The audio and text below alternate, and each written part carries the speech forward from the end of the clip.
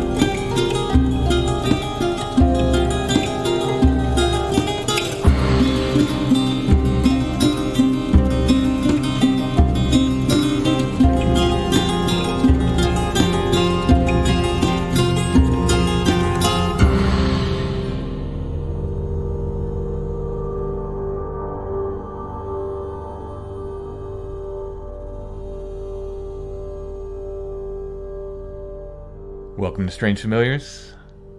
If you've seen something strange and you want to share your story on Strange Familiars, if you've seen a cryptid like Bigfoot, if you have a ghost story, if you've seen a UFO, anything strange or unusual, or if you know of a story you'd like us to cover, you can email us, strangefamiliarspodcast@gmail.com. So tonight we are going back to the circus after a long time of being away. Thanks to Alison. Just bring us back to the circus. Do you guys really leave that? Really? It's a different kind of circus. Different kind of circus. You brought this up last week after we talked about Site 7, and we'd been planning to do this show. We were going to do it on our other podcast, The Long Forgotten Friend, which we decided to just roll into Strange Familiars because it covers similar territory anyway. The strange and forgotten history that's always been part of this show. She said, we should talk about this because you talked about those white things at Site 7. That everybody was seeing white things there. Everything everybody's seen except one. Lori saw something that looked like a giant weasel or something. It was brown in any case. Every single thing everybody else has seen there has been either white or very light gray. So very interesting.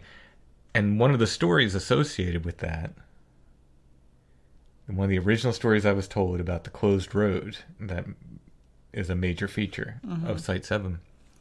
Is that there was a family with albinism who lived in some sort of shack or cabin along the road, and they would come out and chase people if they stopped or, I don't know, drove too slowly. I don't know why they would come out and chase people. I mean, maybe they were worried someone was going to mess with them. I mean, I guess you need to be on the defensive as someone... Yeah. The problem with that is... There's no news stories of a family with albinism in the area. I'm not saying it's impossible that it could have happened. Didn't the person we talked to who lived over there say that they saw them? He said he saw them, yes. And do we know that they have had albinism, or do they just know that they... Yeah, were they just very pale people? I don't know. This sort of trope of albinos and urban legends is found all over the country. From family stories like this to, a single person with albinism, lurking in a particular road, to even like whole sort of tribes of people with albinism that exist and will run people out of various areas. Well, I mean, wasn't there actually a family in New Jersey that isn't the Jackson Whites that was a family of people with albinism? Was that a true story? I don't know if that... I don't remember if the Jackson Whites... There may have been people with albinism also associated with them, but I think they were just called the Jackson Whites. I think, and if I remember correctly, I think they tried to apply for Native American status or something. They were one of these. And I know there was a group of people on, maybe in the Hamptons even, with an alcove of people supposedly with albinism. Right. Well, because there is a familial link to it. It's not uncommon for people within a family to have albinism. So when I was doing research for Site 7, I did find a family with albinism kind of close, and they were in Harrisburg. And they had several children born with albinism, I believe. Yeah, I keep reading in the paper, like, 5th child born with albinism. Right. Like I said, I find it interesting that there would be no notes in the York paper about this family with albinism living in this area, but I suppose it's possible. I suppose it's possible it could happen. But we've never found the foundation of a shack back there. I've looked. There's some things maybe that it may have been like sort of a foundation. Wow, that's for a hard to shack. tell where Yes. something that... Exactly. Yeah, it's really hard to tell, but I've looked for it. I like to find all I can out about these places. So if it hasn't been obvious, I guess we're going to talk about albinism. Particularly albinism before the turn of the century. And early depictions of people with albinism during the photographic era. There was a book that came out, it must be a couple years ago now. It's called True Vine. And that had to do with two young African-American boys with albinism, right? Mm-hmm. Iko and Echo. They're a little bit further into the, I want to say 30s. Oh, are they that late? Okay. Yeah, they're more recent. Mm-hmm. The people we're talking about tonight are all born between 1855 and 1870. Okay. So these are much earlier depictions of people with albinism. That's interesting. Because I remember hearing that, the author of that book on NPR, and I think even calling you and saying, hey, you need to listen to this. Mm-hmm. So I guess the gist of all of this, and it's, it still happens today, that people with albinism are somehow seen as other. Well, anybody that has a disability, I mean, that's sort of like, if you've ever seen the Todd Browning movie Freaks, the essence of it is that people will either make you into a freak as repercussion for their sad lot in life, or they really truly are the bad guy. Right. A lot of these urban legends, if it's not someone with albinism, it's someone with, missing a hand, with a hook for a hand, or someone with a limp, or one eye, or... I mean, I think probably if we're going to give them their most honest and objective take on it, they're not so different than sort of like the moralistic tales you get in like a Grimm's fairy tale or something. Basically, probably from a biological standpoint, there might be some measure of like, I certainly don't agree with any of that, but there might be some level of protecting you on a biological level from either interacting with someone to whom you might pass on these traits. I don't like in no way agree with that. Right, but you're saying that might be the folkloric reason. The folkloric reason for these sort of moralistic reasons to avoid. Besides the fact that it's just we have a history of avoiding other. Right, exactly. And I think that it may come down to at least just fear of something different. In the end, of change. And it still sadly happens today. Yes, people with albinism in Africa are hunted for their limbs. A lot of them have a very limited lifespan, and their families are hunted, and they're always in danger of, witchcraft. Yeah, their arms and legs and genitals being used as part of recipes for... Wow. Albinism is, it can affect people of all races. Yeah. We're going to talk about that a little bit more. It can affect animals, of course. Most people have seen an albino animal of some sort. It's just a rare lack of pigmentation, right? Mm-hmm. Just purely just a lack of melanin. I mean, there are complications for people because of it. A lot of people with albinism have problems with their sight, and then they're also more at risk for skin cancers and things like that. Oftentimes when I maybe try to rationalize my interest in early freak shows and sideshow people, I return to this book by Robert Bogdan called Freak Show, which was written in the mid-'80s. And he was a forerunner in the study of disabilities within academia. So he comes at it from a slightly different point of view, from the sort of just kind of what I think of as like a gawking... Right, or say... someone more like us who was just, these people are different, they're interesting, I want to collect pictures of them. Yeah. So he's coming from it from more of an academic study. And he talks about his initial thoughts about people with disabilities in this regard and how his view changed. And I'd just like to read a little paragraph about that because Sure. I think that's what it helps me rationalize my interest. He said, at the outset, my approach to the topic of freaks was simple, involving a clear and limited agenda. By studying the practice of exhibiting human beings with physical, mental, and behavioral anomalies, I hope to contribute to our present understanding of disability. I expected to organize my findings around two ideas, the association of disability with evil and the fact that disabled people are often mistreated. But as I began to study the archived material, I saw that the empirical world could not be confined by my preconceptions. Certainly I found degradation, but I also found fame and fortune. People with disabilities were presented in demeaning ways, in ways to promote fear and contempt, but they were also presented in ways that positively enhanced their status. And I hope if anything, that I would hope that we err on that side, that I'm just sort of amazed by these people in their lives, and not so much that we're gawking at them in retrospect. Right. Yeah, and the sideshow thing, it had this double-edged sword to it, where depending probably on your social status when you entered the sideshow, probably meant a lot. Mm-hmm. If you were friends, say you were personal friends with P.T. Barnum. Yeah, say you were personal friends with P.T. Barnum. Say you were related to him like Tom Thumb. Exactly. You were probably treated better than, say, the woman who was supposed to be George Washington's nanny. Right, or the Fiji cannibals who we talked about on another episode. They probably didn't have such a nice time. Mm-hmm. So a lot of it depended on that, but like you said before, it was kind of this double-edged sword where without these jobs, essentially, these people, this was their employment. And a social safety net that would have helped them the way that hopefully people can get help today. What were they left to do? Yeah, they might not have had such a pretty life. Or any kind of autonomy whatsoever. Right.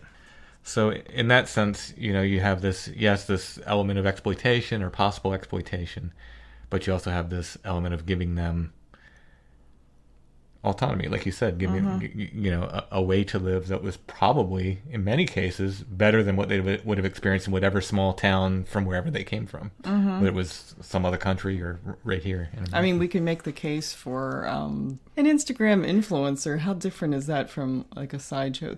There's an exploitative factor there. You don't know who really is, whether it's the audience or the person. Right. Yeah. You don't know which presidential candidate has paid them to promote him on Instagram.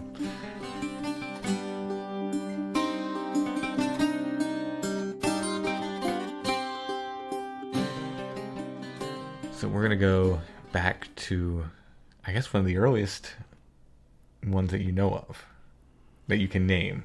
Well, I mean, there are some that, but she turns up really early, right as paper photography becomes more common, which is when most people in the world get a chance to see photos of people that look different. Because it's not, I mean, you could potentially buy a daguerreotype of Tom Thumb, but it was unlikely. Yeah.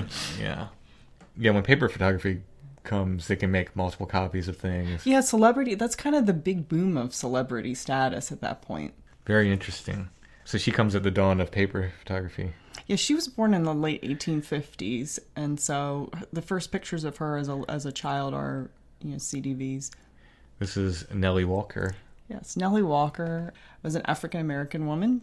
She was born a twin, and very obviously at birth she had albinism, and she was shown with her brother just as a juxtaposition of the two of them, because she looked so white and he did not have albinism and was very obviously black. It has another scientific parallel in that there was this idea at the time that maybe potentially black people could turn white.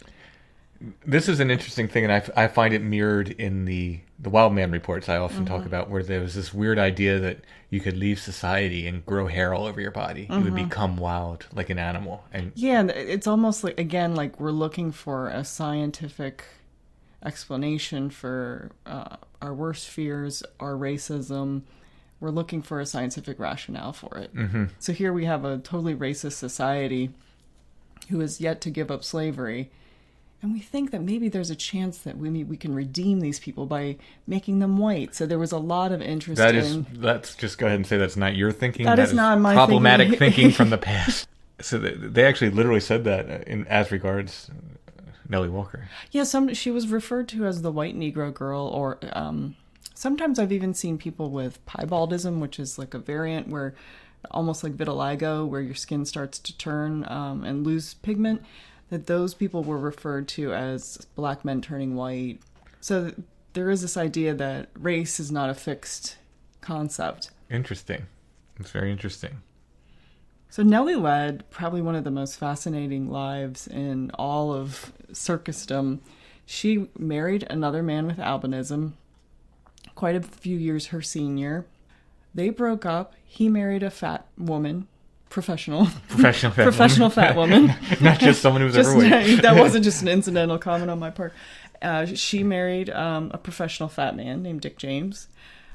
He actually took on raising her children, some of which became sideshow performers on their own. Her daughter Flora became a snake charmer in Baltimore. Her son became a boy snake charmer, and they traveled around the country. And meanwhile, as you look at her through the census and who she's married to, her race also changes with the times, with whom she's married to, with whom her kids are. Does it change back and forth? Yeah, it changes back and forth, yeah. Interesting. She marries him, and he dies, and then she marries a third man who was a mechanic. The interesting thing, I actually talked to her great-great-grandson, who did not know initially that his family had any black heritage, because wow, they had just taken on the obvious advantage of being white. And he told me that I think it was his father or grandfather, in the baby book, the mother had written a very nice white baby, which you wouldn't write. Yeah. Unless you were concerned about how someone might look. You wouldn't think. Yeah. Yeah. That's an interesting. So this is written about one of her descendants, in other words. Yes. This, I think it was her grandson or something, because it was her great-grandson that I talked to. Interesting. It's really interesting. Can you say how you came into contact with him? Is that once I realized who her husband was, then I think he was on a website that said he was looking for information. Or no, actually, I had done a whole Ancestry.com. I had done a family tree on them, just trying to figure out where she went and what she did, because I found her fascinating, and I think he got in contact with me that way. Interesting. Do you know what turns her life took? So as she's marrying these different men, is she still involved in the circus? Yeah. In fact, like they're, I think they're from either Janesville, Wisconsin, or somewhere out there. When her husband dies, there is a plaque that says like the James circus family or something like that. They were neat, and people remember. They actually have a lock of her hair. Oh, cool! Yeah, like her family does. Yeah. Oh, that's amazing. So she just kind of retires, I guess, from the circus at some point? Yeah, I think after once she marries her third husband, who isn't involved in the circus, she starts to lead a what I call a more quote-unquote normal life. She's very involved in her church, and she lived a fairly long life. But the startling difference between her life and her brother is that, they start to be exhibited when they're quite young, 5 or 6 years old, and there are pictures of them together where you can kind of watch their growth. But at some point he falls away and she becomes kind of the star, and the last that you see of him in the census, he's working as a servant for one of the circus owners. Wow. And then I've never been able to find anything more about him. I mean, they were born during a time, they were born in New Jersey, so they were born free, but they were born during slavery. Right. So it's 1850, there's still slavery in the United States, yeah, just not in New Jersey.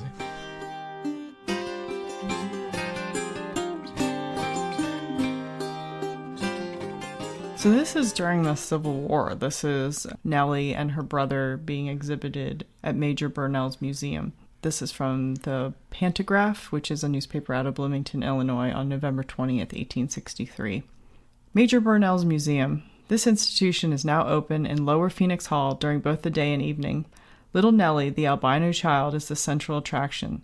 She is of an absolutely pure white complexion, blue-eyed and crowned with a huge mat of veritable creamy tinted wool, which is not at all exaggerated in the show bills. Her eyes have the peculiar perpetual motion always seen in albinos, and we believe nowhere else. Her twin brother, a bright-looking and smartly dressed little darky, sits on the platform with her, and both talk very freely to visitors. We are satisfied that the thing is no humbug, and that little Nellie is a genuine albino, one of those strange phenomena which appear at rare intervals among the African race. So how would she have been at that point? Roughly? Oh, maybe 6 or 7. Oh, so she's very young at this point.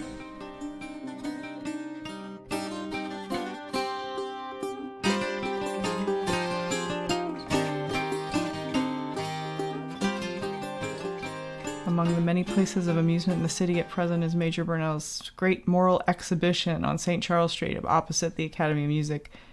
The visitor will find much to interest him. He will be introduced to Mrs. W.C. Rogers, formerly Mrs. Ellen Briggs, who has been married twice, although she is but 36 inches in height. Professor Jakes, the glassblower, has an exhibition of his astonishing glass steam engine, the wild children of the Amazon, the white Negro girl and her black twin brother, with living animals, birds, snakes, and many other curiosities. They form a tout ensemble well worthy of a visit. Visitors will find Major Burnell a courteous gentleman who takes pleasure in giving all necessary information required by visitors. When's that from? That is from 1867. Not too much longer that she's married and has her first child.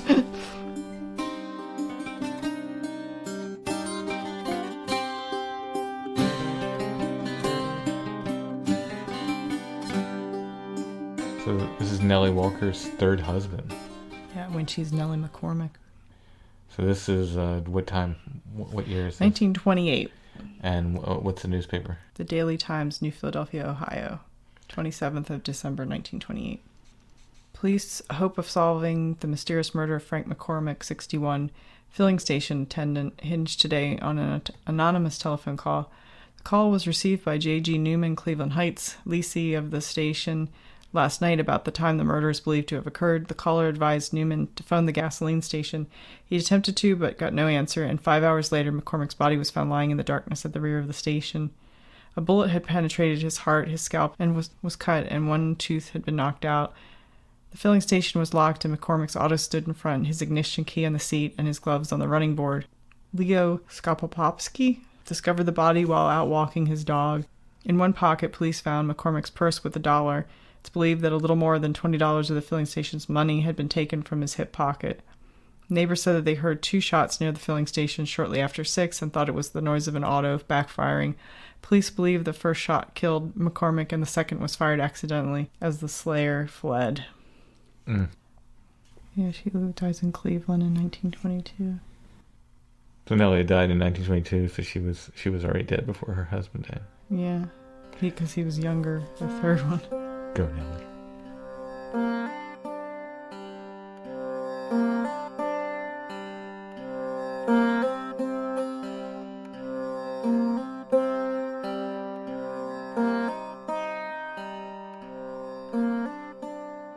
At this time, I'd like to stop and thank our patrons who make Strange Familiars possible. Thank you so much, patrons. Without you, we could not do the show.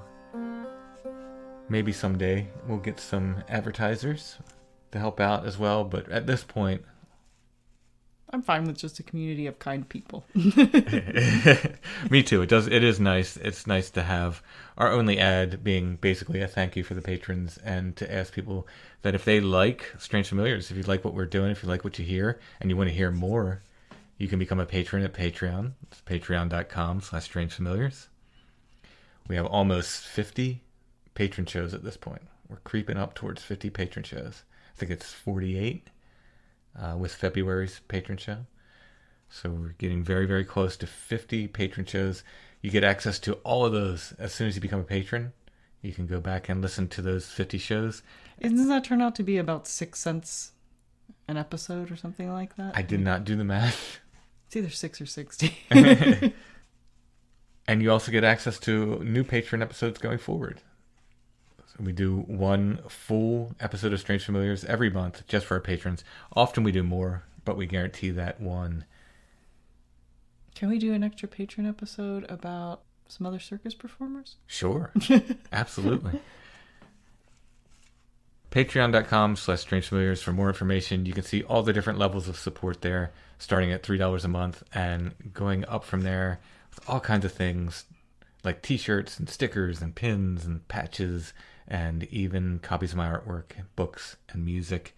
Patreon.com/strangefamiliars.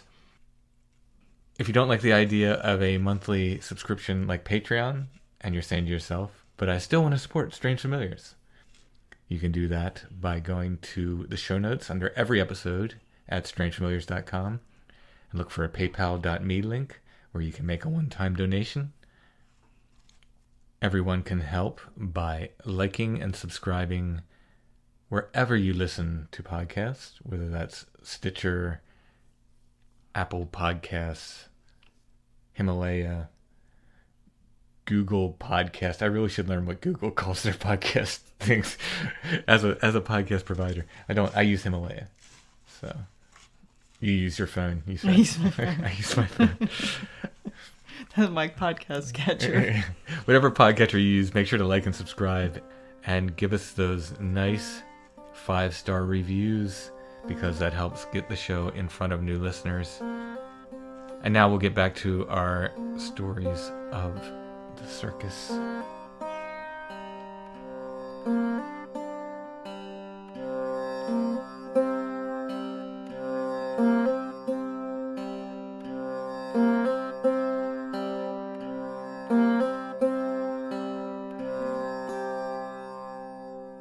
Then we're going across the world. Pretty far, yeah. And this guy is one of your favorites. Yes, Unzie is one of my favorites. Not just because he was exhibited around here, and there are many of the famous photographs of him actually are from this area. Taken by the York Photograph Gallery, taken by Zimmerman and Prince, they're all people that work together within York and Columbia, Pennsylvania. So Unzie is a spectacular looking fellow. Yeah, I think he's one of those people that you might not know his name, but you might have seen his picture. He looks like a man with like a 3-foot white afro. Yeah, that was teased up Circassian style. Yeah, and there aren't as many men that did that. Yeah, like I've seen lots of, from your collection and different photos of women doing it, but I can't think of. There are a few other men people with albinism. They tend to grow their hair out long, even the men. Mm-hmm. Just because I guess it's... Why wouldn't you? Yeah. Like, I would. You have, basically. You have, like, really long white hair. Silver is not white. Hair. I've gone full wizard. So he comes from... They have a couple different claims where he comes from, right? Or they have a claim where he comes from, but you have a suspicion that he might have come from somewhere else. Well, the circus would tell you that he came from an Aboriginal tribe and that he was the white god of his Aboriginal tribe in Australia. Problematic on several levels. In fact, most of the articles that talk about it are so incredibly racist. It's painful to read. Well, what year is this? This is 18... He's born in 1867. The first time that you really see an example of him being exhibited is mid-1880s. Okay. And where does he pop up? He pops up in New South Wales, Australia. So he does pop up in Australia. He does pop up in Australia, and he pops up with another really amazing figure within the circus community, and that's Jojo the Dog-Faced Boy. So from the get, they're together. Within a year or so, they're being advertised together. They have the same manager. Once they have the same manager, they're advertised together, and they first appeared together in the United States. That's the first time they appear together. Mm-hmm. Okay, so... Well, they appear in Australia together, but the first time that either Jojo or Unzie appear in America, they appear together. Okay, that's what I was trying to... So in Australia, they are together that early. Yeah. So, some of the articles talk about how they talk together. And Jojo, the dog-faced boy, was incredibly intelligent. He spoke Russian, he spoke German, he spoke English. Now, Jojo, let's stop and talk about him for a minute. He had a different issue. I would assume that most people know Jojo, the dog-faced boy, from context. He has hypertrichosis, so he has hair all over his face. He's sort of the patron saint of all dog-faced boys. There's another dog-faced boy named Lionel who comes a little bit later, but people get confused because they actually share so many of the same look. Oh, okay. So much of the same look. Did we see a movie about, a fictional, historic fiction movie about Lionel? Well, it's Robert Downey Jr. It's a fictional version of like a fantasy of Diane Arbus's. Okay. So, Diane Arbus in the 1960s starts taking pictures of people within the sideshow. Gotcha. So this is like a fictional love affair But was he named Lionel in that movie too? He might have been. Yeah, he might have been. But he's supposed to be sort of an incarnation of Jojo the dog-faced boy. Gotcha. So yes, Jojo is covered with hair of a different color. Mm-hmm. Unzie has his giant hair. Yeah, they said at one point it's like 6 feet or something like that in circumference and needs to be trimmed every 2 weeks. And he puts it up in a hat, and when he tips his hat, that's when he kind of scares people. And they said he always tips his hat to the ladies, and when he does, it's, you know, it's a big reveal that all of his hair comes cascading out. And the other thing that they mention is his great oscillating pink eyes, which are really just a relic of his albinism. Right. He's usually wearing a suit. He's always both he and JoJo are dressed up in what they call the aggrandized version of freak portrayal, in that they're elevated. Right. I mean, they're like top tier. Mm-hmm. Yeah, so they're always dressed in fancy clothes. Yeah, and they're almost as if like, you know, like mock royalty or mock military or formal wear. Right. As opposed to people like a wild man who might be kept in a cage and wear rags. Mm-hmm. So, should we talk about your suspicions of Unzie's real origin before we move on to more of his life story? Well, I've traced Unzie into the early 20th century, and like a lot of performers, they end up in the late 1800s. Barnum does a huge tour of Europe, and a lot of people just decide to stay. And you can see him traveling from Liverpool around England a lot, and then I've sort of lost track of him. My suspicion is that at some point he would probably go home if he could. Where that is, or change his name. There are a bunch of other people that kind of look like him. Mm-hmm. There's a man named Carl Brew, who's from, I think, Finland, who starts looking exactly like Unzie and starts doing magic right around the time that Houdini becomes popular. So there are a bunch of people who look like him, who could have been him under a new name just to try to garner some new attraction. But at this point, he's getting old by circus standards. He's, you know, probably in his 40s. Right.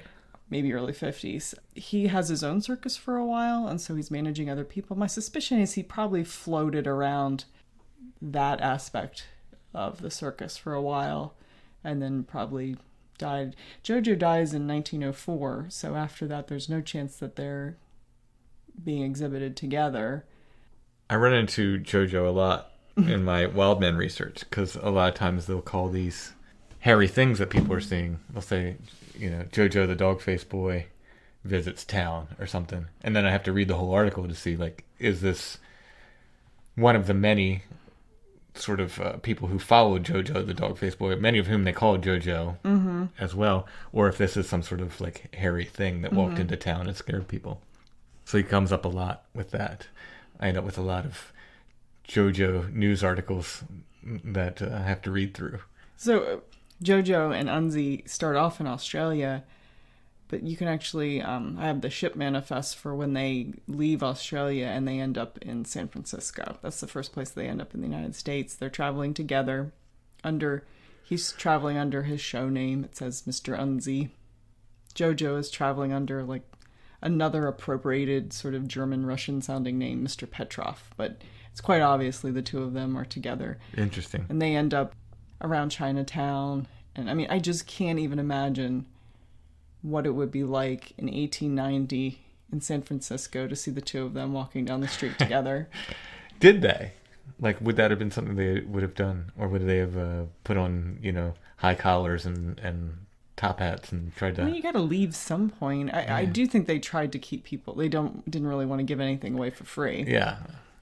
But they would have had to leave at some point. I've experienced that myself. When I was playing banjo on the steam train. No one could hear me because it was on a steam train. So I suggested I play outside the train, and that was shut down. So then anybody could hear you play. Oh, that's true. Yeah, you don't want to give away anything for free that you could charge for. Exactly. The Great Barnum Way. So at what point do you track him down to possibly near Russia? Well, the curious thing is that if he and JoJo are speaking together in another language that people can't understand. So that's what they've noted. They speak together. They speak together. And the fact that they're such good friends would lead me to believe that there's a possibility that maybe he was Finnish or Swedish. There is more of a legacy of performers in that area with albinism. Mm-hmm. he may very well be some of the people that look like him later on. Yeah, that's interesting. You showed me some pictures of him, and it's really difficult to tell. His eyes, I think, are one of the only major differences between Unzie and Carl Brew. Some people say he's Louis Weiser, who was an albino from the western part of Pennsylvania. I don't think the timeline adds up right. Mm-hmm. And it seems unlikely that someone born in the United States would end up in Australia first. It's also possible that, if the first place that he was shown is New South Wales, Australia, when he's a teenager, that's where he was from. And it was just when the circus came through, they saw an obvious chance to exhibit him, and then he just was on board from then. And maybe he learned this language from JoJo. Yeah, maybe he spoke German in another capacity. We don't really know. Right. Now, JoJo, do we know where he's from? Yeah, he's from St. Petersburg, I think, Russia. Okay. So, but you said if Unzie was from like Finland, Sweden, Russia, those borders get real hazy around that time. And if he were Finnish, he would have been born during the Finnish famine of like the 1866 to 1868, I think it is. And so there might have been an impetus to leave, especially if you had a marketable talent like a child with albinism. Right. It's really, really interesting. We're talking about people who have an amazing range of movement at a time when most people never go more than 5 miles away from their house. Exactly. Yeah. Yeah. The fact that he's a world traveler, literally.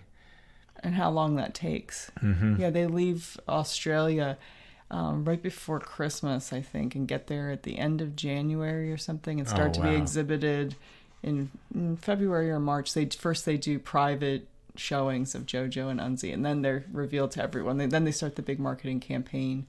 And a lot of the photos of JoJo are from San Francisco cabinet card photographers. JoJo and Unzie stay together for a long time. They do. They travel for a long time. They must have been good friends. I've seen, again, just in old newspapers, several ads of them together. As coming to town in whatever capacity. I forget what shows they were with, but so did they hop around to different shows? Oh, yeah. Oh, you mean like go from one circus to another? Yeah. Yeah, and I honestly think that there's a chance that for a while Unzie was living somewhere in the Philadelphia area because a lot of times he would be in Scranton at Wonderland. So there's like a winter circuit for people particularly who were involved with Four Paws Circus out of Philadelphia. And a lot of those people swing through Pennsylvania and do a loop up around New York. But it's enough to go from Scranton to Philadelphia to all the places in between to get to York, to get out to Pittsburgh and do like a winter loop. Right, yeah. Where otherwise you can go out further without too much worry. Yeah. In other words, in the summer you can... Yeah, in the summer you do your time with the circus. So you don't know when Unzie dies, for sure? I don't know when Unzie dies. I know JoJo dies in 1904, but I don't know when Unzie dies. The last I see of him is maybe the 1910 or so. And people are often advertising for him, and you'll see that in the paper too. Wanted, Unzie. Or really? They'll actually actively ask for specific acts that they'd like to have appear with them. Oh, interesting. Very interesting. So he goes on performing after JoJo dies then? Yeah, for a while he even has like a platypus because he's showing like quote-unquote Australian-based anomalies. Right, yeah. And he was said to be one of the most charming members of the whole circus community. He was like a real ladies' man. Interesting. I mean, he's really kind of like Prince. He's like pocket-sized and flamboyant and suave and fashionable. Played a mean guitar. Yeah, exactly. We don't know if that's the case. He probably played the fiddle, though. Did he really? Oh, amazing. Amazing. I'm going to check out his album. The White Album. The White Album. I'm sorry. I apologize for that one. I may not leave that in. No, you got to leave the White Album. But the harsh thing about it is that Unzie, his whole backstory is that he is this elevated person who becomes a god to his own people because of his whiteness. Yeah. There's got to be that. I mean, That's the sad history of the world, in that every article from the Victorian age is clouded in racism. you're just waiting for racism. Yeah, you're just waiting for it to pop It's the up. same with the Wild Man articles. You just wait until. I find it interesting that the ones from the West Coast, it's usually the Native Americans who bear the brunt. Whatever racism is going to be in the Wild Man articles. But on the East Coast, I guess because there's not the Native American presence just isn't here by the 1800s really. It's usually African Americans that take the brunt of the wild man racism in the articles here. But the racism's there on either coast. Yeah, and in Australia as well, where the Aboriginal population takes the brunt of that.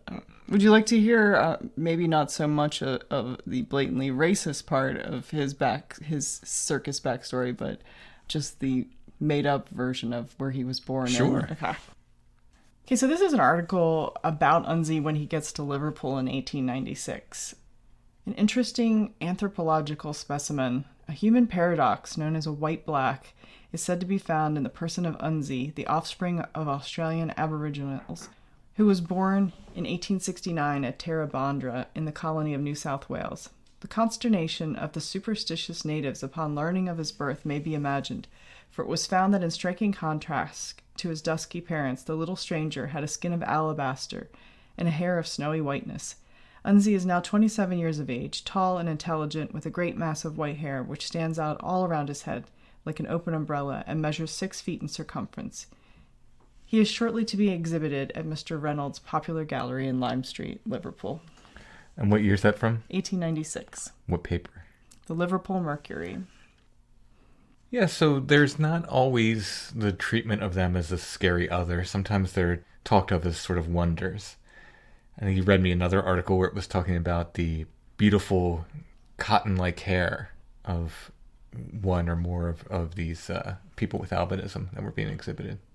Well, part of that is because there was a thought that some people thought all people with albinism were black. And Really? so they would talk about their hair being like wool in the same way they would describe black people in that way. So I don't really know what people were thinking back then, because they didn't have a lot of scientific research to go on. They didn't know what caused this. No, but like I said... There was this idea of what they called at the time maternal impression. So like if I were pregnant and I saw a white mouse and it scared me, that might be a reason why my child had albinism. Or another thought was like if I saw an elephant at the circus and it scared me, that might be a reason why my child was born with an extra limb or something like that. Very, very strange. The ideas of... It's almost like Jungian kind of, sort of creeping into Darwinism in a sense, and that like this weird ideas of psychology and we're finally at a point where science is at an intersection with actual tangible ability to view the rest of society and what other people look like, and not just your small little extended family. Yeah. Which might have its own freaks. Most do. He also, I think it's interesting that, this wasn't always elevated. Like they did perform with fleas at one point, performing fleas, and so it's not all haircuts and glamour.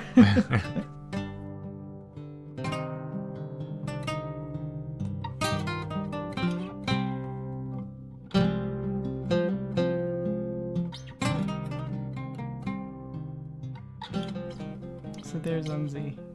And there's Tom Jack. It looks like an older Unzie. It does look like an older Unzie. And if you're all of a sudden in Europe now, and you've reinvented yourself on the heels of Houdini's success.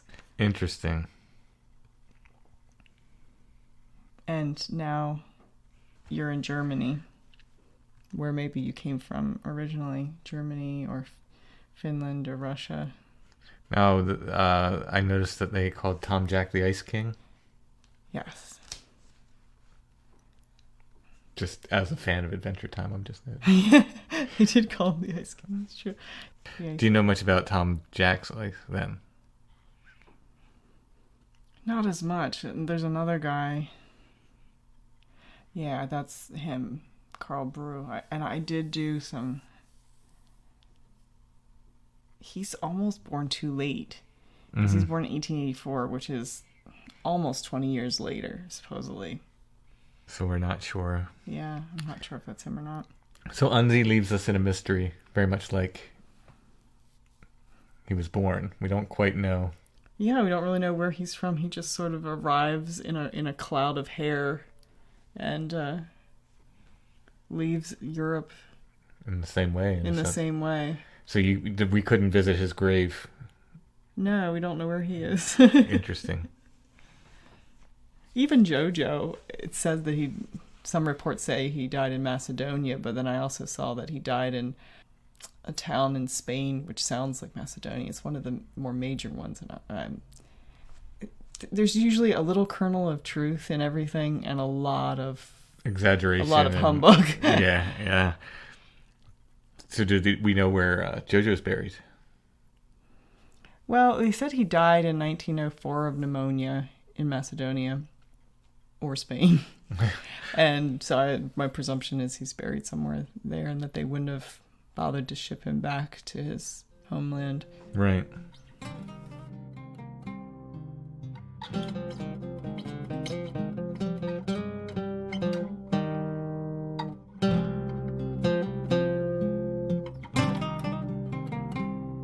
This is an article called Four of the Great Freaks from 1894 from the Scranton Tribune. First class show to be given at the Eden Musée. The Eden Musée has just closed a most successful week and intends to present four great freaks during this week. The freaks are Unzie, the Aboriginal beauty, and his wonderful collection of curios and relics from Australia. Agna, the man-woman, the latest foreign attraction. Neith, the smallest woman living, 2 feet 11 inches tall. The platypus, the Antipodean paradox. The last three of these wonderful curios have never been exhibited here. In the theater, Muldoon's Picnic will be presented. So I think this is when Unzie himself has a museum and is traveling around showing off the platypus from his homeland. Muldoon's Picnic sounds like a really, really bad, like indie rock, kind of acoustic indie rock band. Yeah, like they sound vaguely folky. insufferable. There would be a banjo involved. Yeah.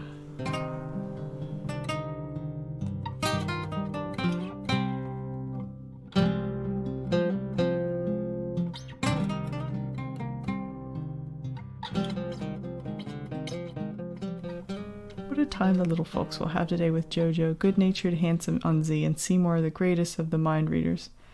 Unzie, the white Aboriginal beauty, a gentleman of much culture and refinement, will tell the youngsters all about his strange, remarkable, and unnatural appearance, and will also deliver a decidedly interesting discourse on Jojo, the Russian dog-faced boy, the most striking, remarkable freak known to any civilized country.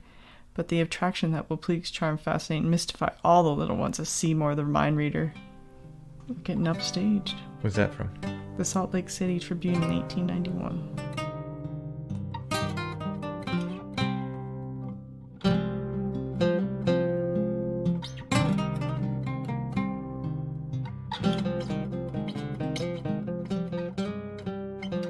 Here's Unzie's backstory, son of Boko of New South Wales, Tarrahondra. This is like what they tell people where he's from.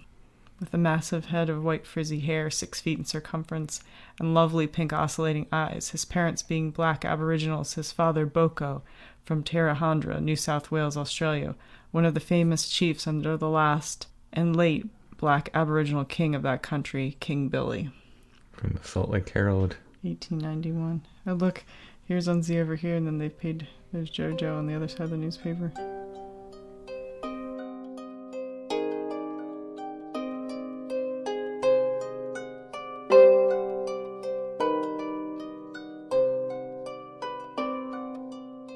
So our next celebrity of topic. Yeah. Our next celebrity person with albinism in the 1880s. Millie Lamarr. Yeah, I think she's one of the most beautiful and highly collectible people with albinism. Do you have any of her photos? I do. And she also was photographed around here. And she traveled with her friend Miss Uno, who was one of the most famous Circassian women, and also another one of my favorites. Now, did Millie Lamarr do the Circassian thing with her hair? No, she didn't need to because she was a mind reader, so she already had... Oh, that was her thing. She was a mind reader. She was a mind reader. So in the same way that sometimes people are imbued with they have the misfortune of being labeled as other. That otherness can also be of a mystical quality. Sure, yeah. And so she was able to read minds and probably pick pockets. She did this for the circus? She did. She was with Four Paw Circus out of Philadelphia for a long time because she was married to someone they call a talker. And what's the talk? Is that just like a MC? Yeah, basically, yeah. And so they traveled together. And previous to that, she traveled with Miss Uno, one of the most famous Circassian women in the circus at the time. Now, would Millie Lamarr have ever performed at the same time Unzie did? Yeah. They would sometimes have like a Congress of Fat People or a convention of albinos, and it was like the circus promoters in New York would get everyone of a particular subgenre together at the same time to just have like, a cavalcade of disability or... Yeah, so if you were, interested in, like, say you had like a fat woman fetish in the 1800s, you would want to go to the fat person convention. I would think so. Yeah. So that was her performance was basically a mind reading act. Yeah, and she actually had, so they lived in Philadelphia right on, I guess it's Girard, which is one of the major routes into Philadelphia. And in their off time, when they weren't traveling with the circus, she had her own, out of a house there, a mind reading set up. Oh, did she? Mm-hmm. Oh, interesting. Do you know much about her arc through circus? Well, she starts off being by her real name, which was Emma, and she's a German immigrant who comes to New York City with her family, probably from Baden, Germany. She starts to be exhibited as a young teenager, and then very quickly her name changes to Millie in the same way that a lot of people get the name Millie, and that they're initially in the newspaper as Mademoiselle. Oh, interesting. And then it just kind of gets co-opted into Millie because of misspellings. Right. They see it printed as M-L-L-E, and then it becomes Millie. Oh, that's interesting. So, I don't know if she ever really meant to be Millie Lamarr, but it worked as a good stage name. Mm-hmm. And sometimes she's Millie Amar, and sometimes she's Millie Lamarr spelled differently. But that sounds much more exciting than her name by marriage, which was like an anglicized version of an Irish name. Like, she was married to an Irish circus talker, and at a time when it wasn't good to be Irish. So it isn't till the late 1890s when they changed back to their Irish name. Oh, interesting. Does she settle then in Philadelphia? Yes, and actually she's buried in Philadelphia. I do know when she dies. There's a death certificate for her. She had ovarian cancer, I believe, and died of the surgery in 1906 or 7. They talk, here's where the racist element comes into play. There's actually talk in the newspapers of the time, the theatrical newspapers of the time, of her funeral, and how a particular band of minstrels come to play songs at her funeral. So there are people pretending to be black minstrels. Like a famous minstrel band is playing at her funeral. Minstrel shows were, again, this is, American history. They were the most popular form of entertainment in the 1800s. Like, they were huge. Minstrel shows. They were like massive. And, as problematic as they are through our modern lens, this was something that people did, And because they were all part of the same theatrical trade, it wouldn't have been unusual for people to gather together within that community to help support each other at a time like that. Yeah, you would think so. She travels all around. The most exciting time to me is when she's traveling with her friend, Miss Uno, and they have their own troupe. And it's just the two of them, basically. And do they go from town to town? Yeah, they do a lot of the route through Pennsylvania that Unzie later does. Interesting. And that's why there's so many pictures in our area of Millie and Miss Uno. Almost all of the pictures, and there are tons and tons and tons of the famous pictures of them. They all come from this area. Really? Mm-hmm. Swords Brothers? Yep, mainly Swords Brothers. But Awesome. Miss Uno started off even as a child, and so like a young adult, and her picture is taken by the predecessors to the Swords Brothers, which was Mr. Pence. That's amazing. That's really cool. Does she travel the country and the world even, and just ends up coming back to the area? Yeah, they don't travel so much out of the United States, although I did find that Miss Uno went on the Cuban leg of the Barnum tour one year, but she doesn't tend to leave the United States as much. But they do both travel all over the United States. Was it common for these acts to hop from circus to circus? Yeah, I mean, if you get a better offer, that's where you go. Yeah. Plus, you kind of, you're doing a lot of the same routes, so your freshness starts to fade. It's almost like, I think, in a way, like being a supermodel. Your novelty and your newness is what sells you, so you have to be constantly reinventing yourself. You have to have more than one talent. You can't just be a Circassian woman, you also have to be a snake charmer. Right. You can't just be someone with albinism. You have to be a mind reader. Are there ever any descriptions for her mind reading act? Yeah, it's like a basic sleight of hand magic kind of thing. She's working in conjunction with her husband at that point too, and they do, I think, one of the sort of common grifts.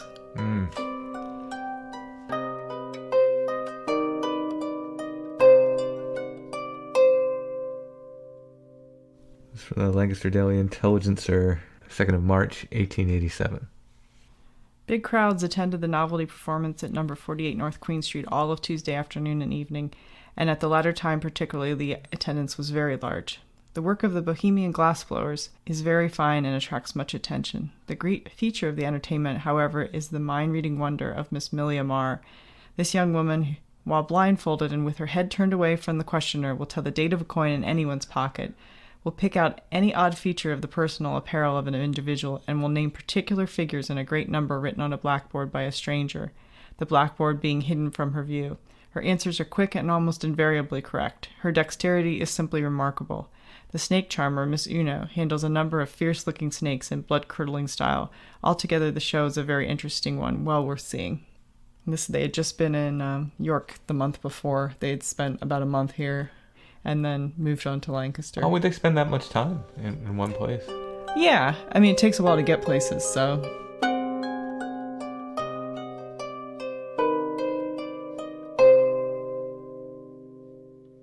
The great attraction at Vandersloot's new building, number 6 West Market Street, is drawing the attention of our amusement lovers, and the large room is crowded. The presents given everybody who visit the entertainment are really wonderful specimens of the glassblower's art, while the performances of Miss Millie Lamarr and Miss Uno surprise and delight everyone.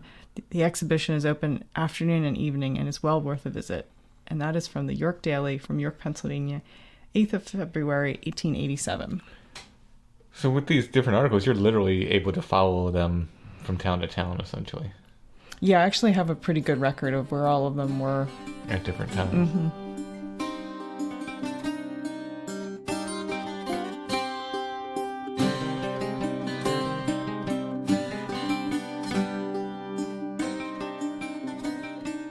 Well, moving on, but staying on theme. The photo of the week. These are really, really cool. We have two available. Can you explain what a cyanotype print is? Yeah, they're basically the sun prints used to do as a kid, where you put a leaf down and then you see the shape of the leaf. They're photos without a camera, basically. But these are 2 reproductions you made. Based on actual photo of a picture of Unzie that was taken in our hometown. Oh, so this is one of the ones taken from York. Mm-hmm. Amazing. So we have 2 prints, 2 cyanotype prints of Unzie. One's a little bit of a lighter print, and the other is a little darker. Both of them kind of look amazing. I love them both.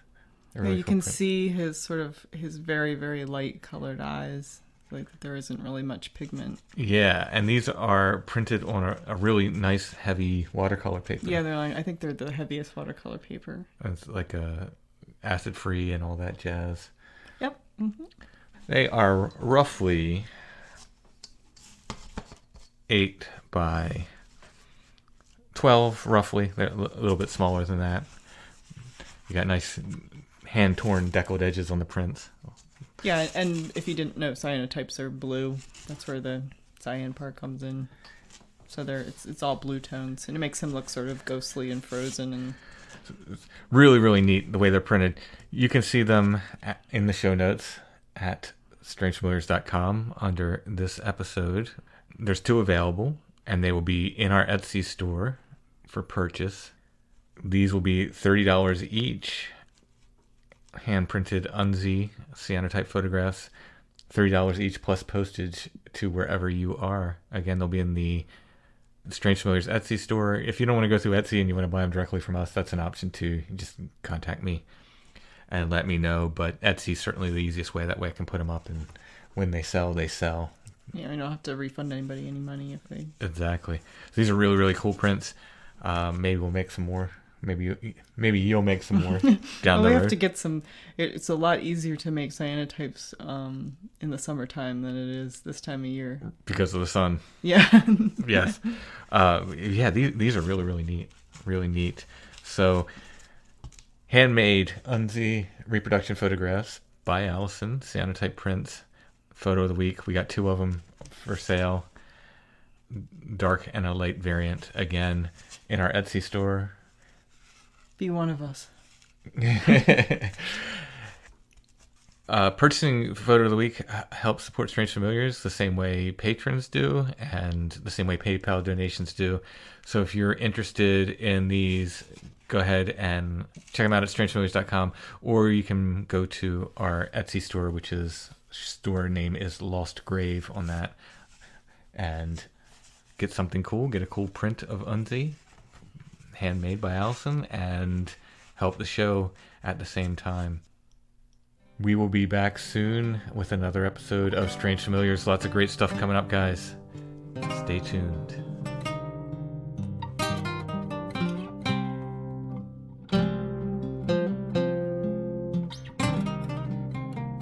Strange Familiars is a production of Dark Holler Arts, music, books, art, podcasts, and more. darkhollerarts.com.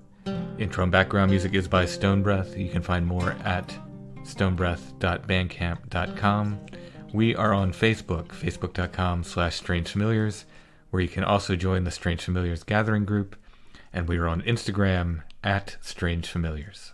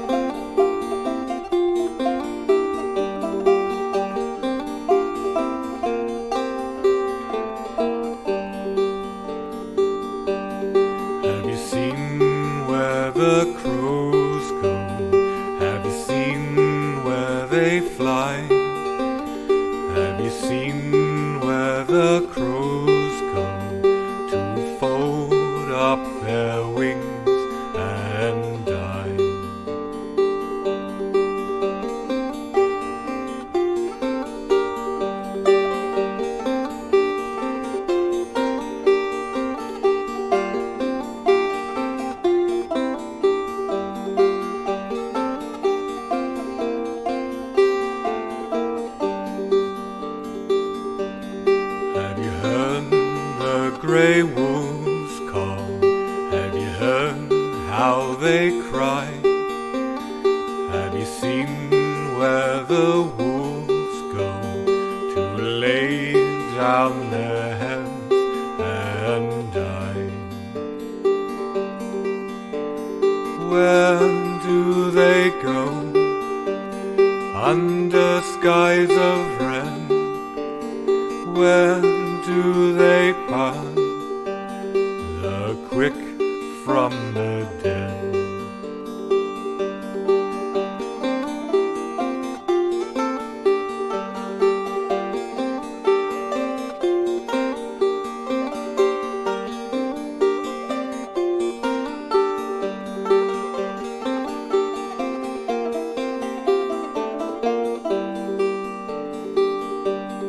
Have you felt the cold night air as you lie in your bed?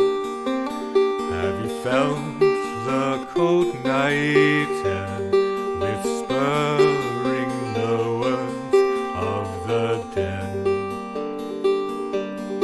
Have you seen the sleepwalkers as they drift out of sight?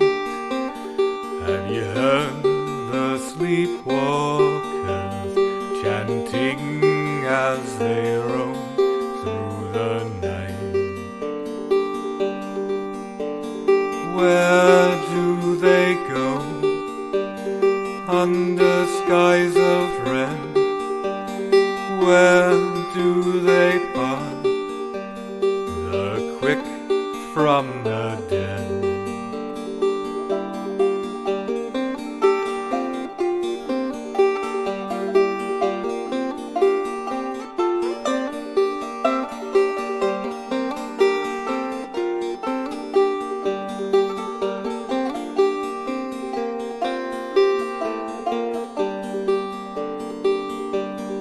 Have you seen where the crows go? Have you seen where they fly? Have you seen where the crows go to fold up their wings